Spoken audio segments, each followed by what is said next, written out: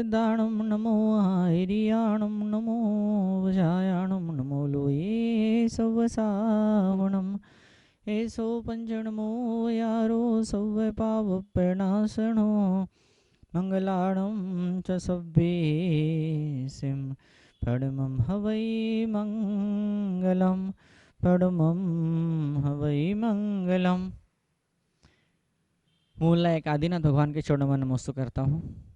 परम पूजाचार्य भगवान आदि सागर जी महाराज, उनके पट्टाधीश परम पूजाचार्य श्री महापी कीर्ति जी महाराज, उनके शिष्य परम पूजाचार्य श्री विमल सागर जी महाराज, उनके शिष्य परम पूजाचार्य भगवान तपस्वी सम्राट सन्मति सागर जी महाराज और उनके शिष्य चतुर्थ पट्टाधीश परम पूजा सुनील सागर जी गुरुदेव के चरणों में नमस्कार करता हूँ, प्रणाम करता हूँ। आज के मंगल क्षण, पवित्र क्षण, आतर सकल कीर्ति, उन्हें ग्रंथ लिखा है सुभाषित रत्नावली। उस ग्रंथ के 10वें श्लोक के अंदर उन्होंने लिखा है कि धर्मवंतो ही जीवस्य, जो जीव धर्म को धारण किए होता है, धर्म को धारण कर रहा है, धर्म की चर्चा नहीं कर रहा है, धर्म को ओढ़ा नहीं है उसने किसी टोपी की तरह, किसी कोट और कंबल और शाल की तरह, किसी वस्त्रों की तरह उसने ओढ़ के नहीं रखा है, धर्म को उसने पहन के नहीं रखा है। जो धर्म को जी रहा है, जिसके अंदर धर्म समाया, रोम रोम में रग रग में धर्म समाया हुआ है, ऐसा व्यक्ति भृत्य कल्प द्रुमो भवेत। सकल कीर्ति आचार्य लिखते हैं, क्या लिखते हैं कि जो कल्प वृक्ष होता है उसका नौकर, उसका भृत्य उसका बन जाता है, उसका चपरासी उसका बन जाता है। चिंतामणि कर्म करह, जो चिंतामणि रत्न होता है वो उसका कर्मचारी बन जाता है, वो इंटेंशन क्रिएट करता है, वो गोल्ड साइड करता है, वो सपने देखता है और उसके सपनों में रंग भरने के लिए, उसके सपनों को साकार करने के लिए चिंतामणि रत्न एक कर्मचारी बन करके उसके आगे पीछे दौड़ने लगता है। चिंतामणि रत्न उसका सीईओ बन जाता है। कामधेनु चकंकरी, उस कामधेनु गाय होती है वो उसकी दासी बन जाती है, घर में झाड़ू पोछा मारने वाली बन जाया करती। बताइए क्या महात्म्य धर्म का, बताइए। हाँ, कल्प द्रुमो भवेत, उसका नौकर कल्पवृक्ष बन जाता है। चिंतामणि रत्न उसका कर्मचारी, उसका सीईओ बन जाता है, खुद प्लानिंग ऑफिसर बनकर बैठ जाता है, इसे हाथ पैर नहीं लाने होते हैं, ये आराम से बैठा होता है। उसकी इसकी जो भी मन के अंदर इच्छाएं होती है उन सारी इच्छाओं को ऑटोमेटिक पूरा करने के लिए चिंतामणि रत्न आगे आ जाता। चिंतामणि मतलब चिंता नहीं, चिंतामणि मतलब जो चिंतन मन के अंदर पैदा हुआ, जो सोच मन के अंदर पैदा, जो इंटेंशन उसने क्रिएट किए, उन सारों को पूरा करने के लिए कामधेनु शकंकरी, कामधेनु गाय उसकी दासी हो जाती। बताइए और क्या चाहिए आपको इसके अलावा, इसका होता क्या इसके अलावा। इतनी धर्म की आराधनाएं होती है, उसके बावजूद भी जीवन में कहीं कोई अभाव, कोई कमी, कोई वेदना, कोई पीड़ा, दिल के किसी कोने के अंदर कुछ चुभता है, उसका नाम धर्म नहीं हुआ करता है। जब सचमुच में धर्म की साधना जब हो जाती है तो इंसान सब कुछ स्वीकारने की स्थिति के अंदर आ जाता है। बेटा कम नंबर आए, बहुत बहुत बहुत कम नंबर आए, बहुत बहुत बहुत कम नंबर आए, ग्रेस से पास हुआ, ग्रेस से घर गया, बड़ा डर रहा था, बड़ा घबराहट था, पापा मारेंगे, मम्मी डांटेगी, जब सबको मालूम पड़ेगा तो मुझे क्या बोलेंगे। जैसे ही घर गया, पापा ने रिपोर्ट कार्ड देखा, वो गले से लगा लिया बेटे को, बोले बेटा गर्व है मुझे तुम पर। बेटे को बड़ी घबराहट सी हुई, उसको लग रहा था कि मेरी पिटाई होगी, मुझे डांट पड़ेगी, मुझे दुनिया भर की सजा मिलेगी, लेकिन बाप ने तो गले से लगा लिया, बोले गर्व है। बोले अरे हारे हुए खिलाड़ी को कोई गले से लगाता है क्या, हारे हुए खिलाड़ी को कोई, मुझे आप पर गर्व है, कोई ऐसा बोलता है क्या। पापा आप क्या कर रहे हैं, मेरे कम नंबर आए हैं। पापा बोलते बेटा मैं जानता हूं तेरे कम नंबर आए हैं, लेकिन मुझे गर्व है, तूने ईमानदारी से तूने पढ़ाई करी है, तूने काम चोरी नहीं की, तूने बेईमानी नहीं करी, मुझे गर्व है तुझ पर। तो जब औरों को आप स्वीकार करते हैं, आप अपने आप को भी स्वीकार करते हैं, बिना किसी नान नुच के, बिना किसी नान कुर के, बिना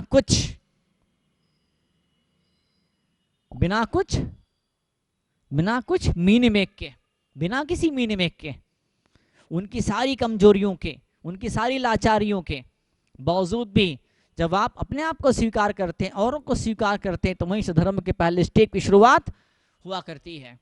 अंग्रेज ने हिंदुस्तान को गुलाम बनाया, और जब 1947 1947 जब लगा अंग्रेजों को कि भारत छोड़ के जाना पड़ेगा, बड़ा भयंकर विद्रोह हो रहा, उधर उधर सुभाष चंद्र बोस ने, इधर गांधी जी ने बिल्कुल नाक में दम करके रखा। उनको लगा था, उनको लगने लगा कि अब भारत छोड़ के जाना पड़ेगा।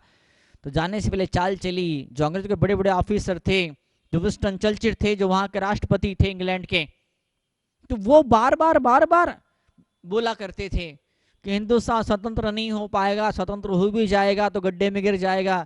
जब तक हम अंग्रेज लोग हिंदुस्तान को संभाले हुए हैं, जब हम हिंदुस्तान से बाहर जाएंगे तो हिंदुस्तान नष्ट भ्रष्ट हो जाएगा, तुम लोग संभाल नहीं पाओगे और रहने दो हमारे यहाँ। लेकिन नहीं माने, गांधी नहीं माने, नेहरू नहीं माने, बोस नहीं माने, कई सारे नेता लोग नहीं माने। आखिरकार हिंदुस्तान आज़ाद हुआ।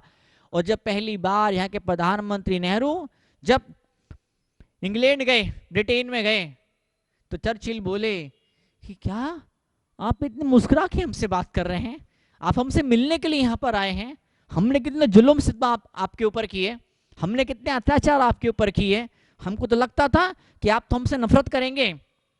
तब एक बड़ा सुंदर जवाब नेहरू जी ने दिया। नेहरू जी ने कहा, हम गांधी जी के चेले हैं, गांधी जी ने हमें क्षमा करना सिखाया है। जो दुख देता है, जो संकट और मुसीबत के पहाड़ खड़े कर देता है, हम उससे भी प्यार करते हैं। नफरत नाम का शब्द तो हमारी डिक्शनरी में नहीं, हमने कोई सपने में नहीं सोचा है।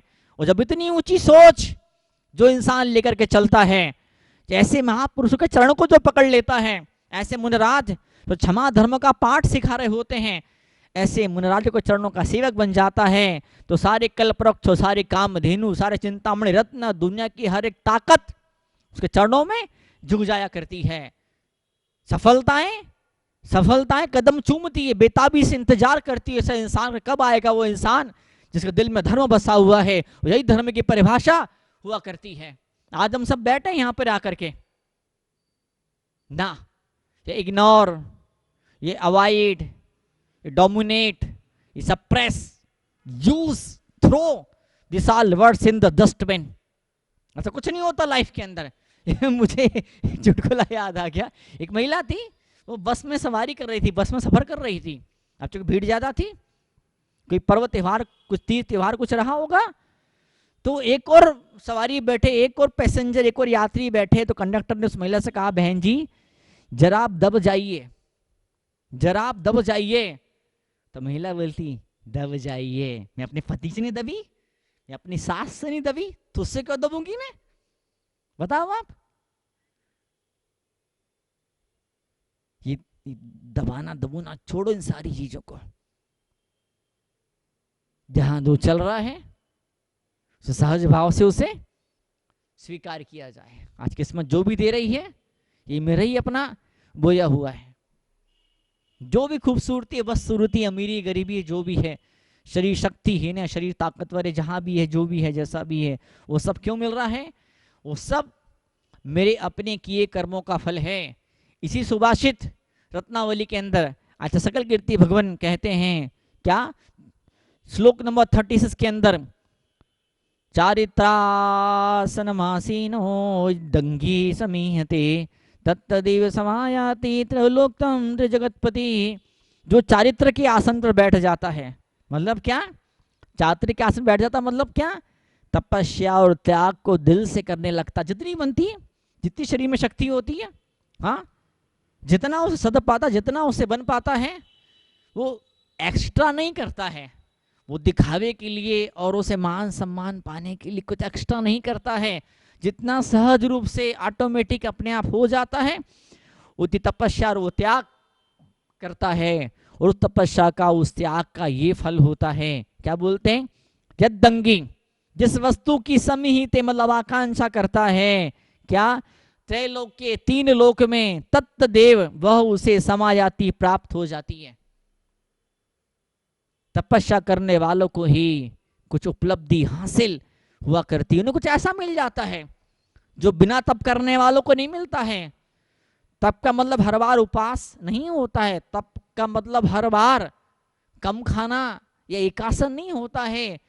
तप का मतलब भी होता है नहीं बन रहा है, नहीं सद रहा है, लेकिन फिर भी धर्म के अंदर हम समय देने का मन बना के बैठे हुए हैं, हम धर्म में समय दे रहे हैं, हम नहीं बन रहा, दुनिया विरोध कर रही है, दुनिया खिलाफ है, लेकिन फिर भी वो धर्मात्मा जीव बड़े चले जा रहा है मुनिराजों की सेवा में, तीर्थों की यात्राओं में, नमकार मंत्र के जप में बड़े चले जा रहा है, बड़े चले जा रहा है, बड़े चले जा रहा है। और जब ऐसा, जब उसका मन, उसकी भावना हो जाती है, तो फिर क्या होता है, उसके दिल की, मन की हर एक इच्छा अपने आप ऑटोमेटिक पूरी हो जाना शुरू हो जाया करती। यही चारित्र का फल हुआ करता है। तपस्या त्याग की राहों पर जो चलता है, लेकिन स्टार्टिंग कहाँ से होती? श्रद्धा से होती, सम्यक दर्शन से होती, ज्ञान से होती है।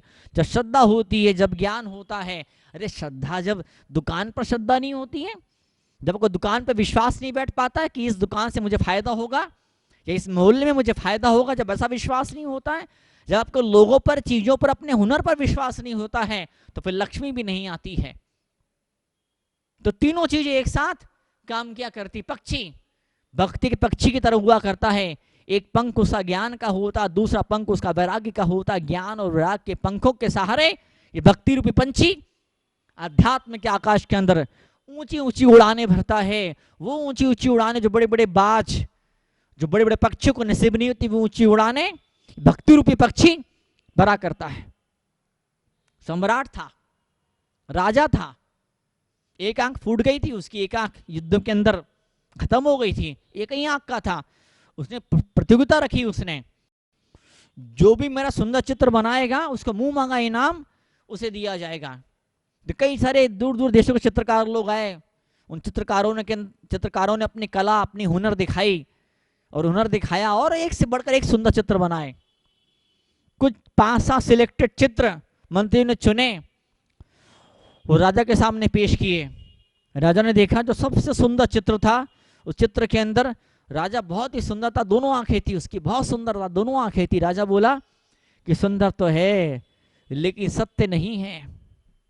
अगले चित्र जब राजा ने देखा, वो चित्र भी बड़ा सुंदर था, लेकिन राजा की एक आंख नहीं थी, उसमें आंख फूटी थी।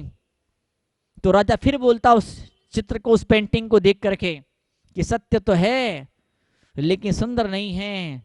और जैसे ही राजा तीसरी पेंटिंग को देखता, राजा उछल जाता, बोले वाह, सत्य भी है और सुंदर भी है, सत्य भी सुंदर भी है। क्या सत्य क्या सुंदर है?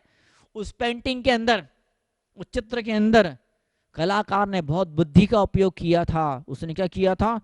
राजा का बहुत सुंदर शरीर बनाया था, बहुत सुंदर चेहरा बनाया था, और क्या मुकुट और क्या उसके आभूषण बनाए थे, और क्या सुंदर धनुष उसके हाथ में था, और धनुष पर वो तीर चढ़ा रहा था, और उसका जो एक हाथ था धनुष को पकड़े था, दूसरे हाथ से वो तीर यहां पकड़े था। सत्य भी हो गया और सुंदर भी हो गया। तो आपको ये कला सीखनी पड़ेगी, आपको ये कला सीखनी चाहिए। सत्य बदसूरत ना हो जाए, सत्य डरावना ना हो जाए, सत्य खतरनाक ना हो जाए, सत्य जानलेवा प्राणलेवा ना बन जाए। सत्य के साथ में सुंदरता भी होनी चाहिए, सत्य के साथ में हृदय का प्रेम भी होना चाहिए। जब दिल कड़वा होता, जब दिल में कड़वाहट होती है, जब दिल में नफरत की कड़वाहट पैदा होती है, जब दिल के अंदर ईर्ष्या की होली जलती है, जब दिल के अंदर क्रोध के बम विस्फोटक तरीके से विस्फोट होते रहते हैं बार बार बार बार, तो फिर ऐसा जो इंसान होता है बेचारा दुख का मारा, सारी साधना करके से कुछ भी नहीं मिल पाता है। सत्य पर्याप्त नहीं है, सत्य के साथ में नैतिक मूल्य होते हैं, जो जीवन मूल्य होते हैं, उनकी साधना भी होनी चाहिए। आप धर्म करें, पूजा पाठ करें, ध्यान करें, साधना करें, पर जो आसपास के परिवार के लोग, उनके भरण पोषण का भी ख्याल रहे। उनके भरण पोषण के लिए आप पर्याप्त पुरुषार्थ नहीं कर रहे हैं, मेहनत नहीं कर रहे हैं, उनको दो रोटी का इंतजाम व्यवस्था नहीं कर पा रहे हैं, और दिन भर पूजा पाठ में लगे हुए हैं। तो मुझे ऐसा लगता है कि ऐसा पूजा पाठ करके आप धर्म का सत्यानाश कर रहे हैं। ऐसा नहीं होना चाहिए। एक इंसान, एक सरदार जी पूछता है अपने दोस्त से, क्या रोने से दिल का बोझ हल्का होता है? ऐसा किस महापुरुष ने कहा है? रोने से दिल का बोझ हल्का होता है, किस महापुरुष ने कहा है? तो क्या सरदार जी बोलते हैं, यार महापुरुष का नाम तो नहीं मालूम, ये बात बता सकता हूँ, ये बात किसी शादीशुदा ने कही होगी, ये बात किसी शादीशुदा ने कही होगी। तो लोग शादी का मतलब क्या समझते हैं? आंखों में आंसू। कभी ऐसा हो भी जाता है, पर हर बार ऐसा नहीं होता है। लोगों को, व्यक्तियों को, वस्तुओं को इतना सम्मान दीजिए, इतना इज्जत दीजिए, इतना प्यार दीजिए कि उन्हें आपके करीब आकर के अपनापन का एहसास हो। ये जो फीलिंग अपनेपन के एहसास की बहुत बड़ी बात है, बहुत बड़ी बात। धर्म करिए, साधना करिए, पर जो भी लोग हैं आपके जीवन के अंदर, उन्हें अपनेपन का एहसास दीजिए। उन्हें लगे आपसे मिलकर के कोई मेरा अपना मेरे पास में आया है, कोई मेरा अपना मेरे साथ में बैठा है, मैं किसी अपने से बात कर रहा हूँ। मुझे अपने से बात करने की फीलिंग अपनी पैदा होती। लोग सामने हैं, परिवार के लोग हैं, खून के रिश्ते हैं, पर जुड़ नहीं पाते आप उन लोगों से, तो फिर वो भी आपसे जुड़ नहीं पाते। जब आप उन्हें इज्जत, सम्मान, प्रेम नहीं देंगे, तो बदले में उनसे भी आपका सहयोग, सपोर्ट नहीं मिल पाएगा। लोगों से मॉरल सपोर्ट चाहिए, लोगों से आर्थिक आपको सहयोग चाहिए, लोगों से आपको सुझाव चाहिए, आइडियाज चाहिए। आप उन्हें भी तो कुछ दो, उन्हें भी कुछ पे करो। आप बिना पे किए सब कुछ पाना चाहते हैं, ये संभव नहीं है। कहीं कुछ कमी तो रहने वाली जीवन के अंदर। इंसान का जीवन है ना, कुछ कमी तो रहेगी। उन कमियों के लिए उन्हें कोसा ना जाए। तालाब के अंदर कमल खिला हुआ था, तालाब के किनारे पर गुलाब खिला हुआ था। गुलाब टूटा, आंधी से टूटा गुलाब, और तैरता तैरता कमल के पास में गया। मर रहा है, लेकिन ईगो नहीं छोड़ रहा है, अहंकार उससे नहीं छूट रहा है। वो गुलाब बोलता उस कमल से, बोले तुम्हारे अंदर कितनी सुंदरता है, पर सुगंध तो दिलीवर की नहीं है। मुझे देखो, मैं वहां किनारे पे था, मेरी सुगंध पूरे तालाब के उस पार तक पहुंची थी। मुझे देखो कितनी सुगंध है मेरे अंदर। तो कमल मुस्कुराते हुए बोलता है, वो कमल कहता है क्या, कि देखो ऐसा है, सुंदरता का जिम्मेदारी, जवाबदारी मैंने ली है। मैंने सुंदरता की जिम्मेदारी ली है, और तुमने सुगंध की जिम्मेदारी ली है। तुम सुगंध बिखेरो, मैं सुंदरता बिखेरूंगा, हम दोनों मिलेंगे, पूरक बनेंगे, उन लोगों के चेहरे पर मुस्कुराहट पैदा करेंगे। कहीं कुछ कमी आपके अंदर है, तो आप ऐसे लोगों को ढूंढिए जिनके अंदर वो कमी नहीं, उनसे दोस्ती करिए, उनसे पहचान करिए, उनके साथ में उठिए, उनके साथ में बैठिए, उनको अपना बनाइए, उन्हें दिल से लगाइए और लेके चलिए ऐसे लोग अपने साथ में।